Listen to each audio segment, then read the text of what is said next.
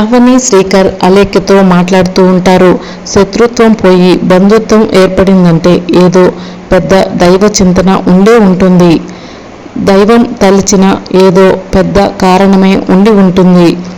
నీ రాక వెనుక దైవం ఏదో పెద్ద సంకల్పం రాసే ఉంటాడు. జరిగినవేవి మనసులో పెట్టుకోకుండా ప్రశాంతంగా ఉండు అని చెప్పి అవని అలేఖ్యకు చెప్తూ ఉంటుంది. ఆకాశంలో మెరుపులు ఉరుములు కనిపిస్తూ ఉంటాయి.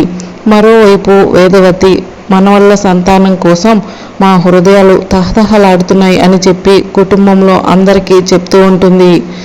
మీ ఆశలను తీర్చే వారసులు మన ఇంట్లో ఏ జంట ఇవ్వబోతున్నారో అని చెప్పి పెద్దిరాజు వేదవతితో చెప్తూ ఉంటే అదే టైంకి శ్రీకర్ అలేఖ్య ఇద్దరు కూడా వచ్చి గుమ్మం ముందు నిల్చుంటారు.